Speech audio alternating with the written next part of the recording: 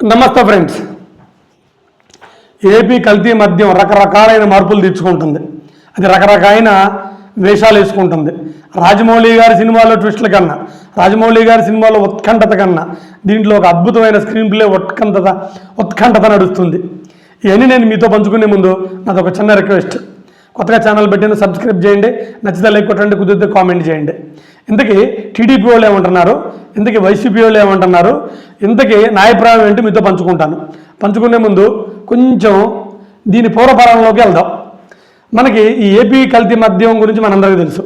దీన్ని తయారు చేస్తున్న వాళ్ళు టీడీపీ సంబంధించిన నాయకులు. జయచంద్రారెడ్డి గారు, ఆయన శిష్యుడు జనార్దన్ గారు, వీళ్ళందరూ చేస్తున్నారు. వీళ్ళందరినీ ఒక 4 రోజుల క్రితం అరెస్ట్ చేసి చాలామందిని కూడా జైలుకి పంపించారు. అయితే జనార్దన్ గారు మాత్రం ఎస్కేప్లో ఉన్నారో ఎక్కడ ఉన్నారో నాకు కరెక్ట్గా ఐడియా లేదు. దాని పక్కన పెడదాం. అయితే ఈ 4 రోజుల్లో వైసీపీ ప్రతిపక్షం వాళ్ళు ఏం చేశారంటే, వాళ్ళు మండల స్థాయిలో, జిల్లా స్థాయిలో, రాష్ట్ర స్థాయిలో బాగా దీన్ని విస్తృతంగా తీసుకెళ్లారు. ధర్నాల ద్వారా అయితేనేమి, లేకపోతే మీడియా ద్వారా అయితేనేమి. ఇప్పుడు ఇక్కడ టీడీపీ కూటమి ఏం చేస్తుంది, టీడీపీ ఏం చేస్తుంది అనేది ఒక అద్భుతమైన ట్విస్ట్. ఈ ట్విస్ట్ చూద్దామండి. ఇతను టీడీపీకి సంబంధించిన జయచంద్రారెడ్డి ఉన్నారు కదా, ఆయన తాలూకా మనిషి జనార్దన్ గారు, ఆయన నిన్న ఒక వీడియో రిలీజ్ చేశారు.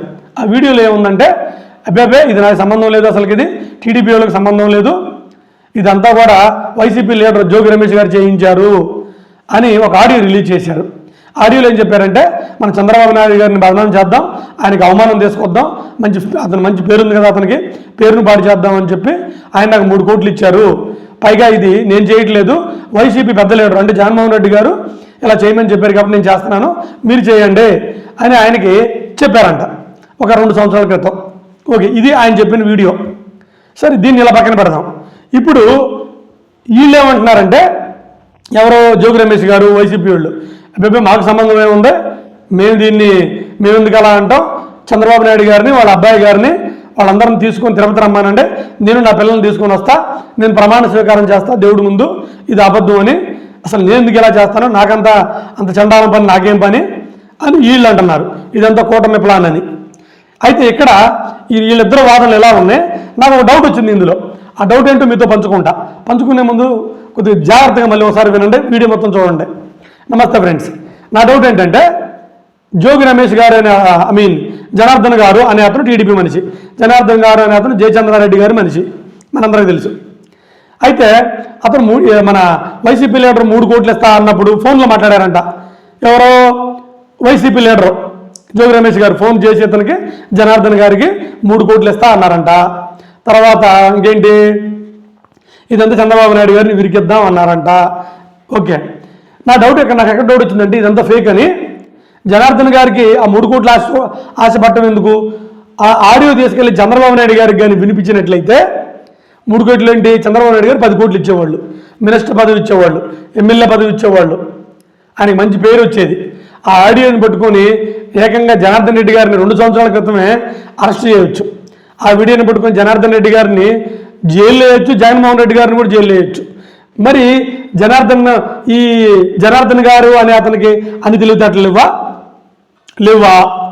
నాకు డౌట్ వచ్చింది. ఇప్పుడు ఇంత మద్యం సామ్రాజ్యాన్ని స్థాపించిన అతనికి అన్ని తెలివితేటలు లేవా?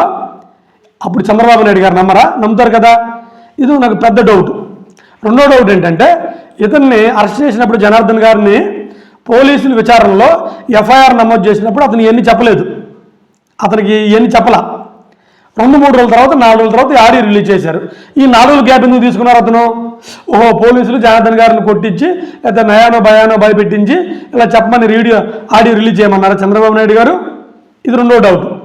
మూడో డౌట్ ఏంటంటే, అసలుకి చంద్రబాబు నాయుడు గారి గవర్నమెంట్లో ఇదంతా జరుగుతుంటే వైసీపీ వాళ్ళని అంటగట్టడం ఏంటి?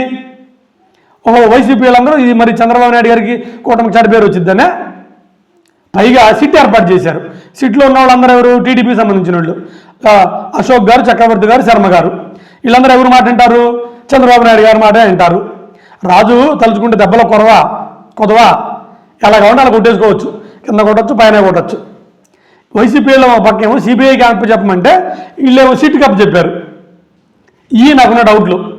జనార్దన్ గారు తలుచుకుంటే ఆ ఆడియో తీసుకెళ్ళి లేదు, ఆయన అప్పుడు రికార్డ్ చేయలేదు, ఇప్పుడైనా సరే ఆ సిట్టోళ్ళు వచ్చి ఇదిగో జోగి రమేష్ గారు మీరు మాట్లాడిన మాటలు అని రమేష్ గారితో మాట్లాడిన మాటలు ఉంటాయి కదా జనార్దన్ గారితో ఆ ఆడియో రిలీజ్ చేయొచ్చు, ఆ నెంబర్లు పెట్టచ్చు, సిబిఐకి అప్పచెప్పొచ్చు అది నిజమైతే. మరి ఇవన్నీ ఎందుకు చేయట్లేదు? సో నాకేమనిపించిందంటే ఇదంతా టీడీపీలో దొరికిపోయి ఉంటారు, దాన్ని తప్పించుకోవడం కోసం రాజమౌళి గారు ఒక అద్భుతమైన స్క్రిప్ట్ లాగా వీళ్ళు అల్లేసుకొని దాన్ని బయటపడే ప్రయత్నాలు చేస్తున్నారనేది నాకున్న అభిప్రాయం. మరి రేపు ఏం జరుగుతుందో మనం చూడాలి. వాళ్ళు ఫైనల్గా జగన్మోహన్ రెడ్డి గారిని ఇరికించాలని. సార్ ఆల్రెడీ వాళ్ళ మీద చాలా కేసులు ఉన్నాయి, వాటిని ఒక్కటి ప్రూవ్ చేయలేకపోతున్నారు. సరే కానివ్వండి, ఎటుల పొద్దు చూద్దామండి. నాకైతే ఇదంతా కూడా ఒక కూటమి స్క్రిప్ట్ అని అనిపిస్తుంది. నమస్తే ఫ్రెండ్స్.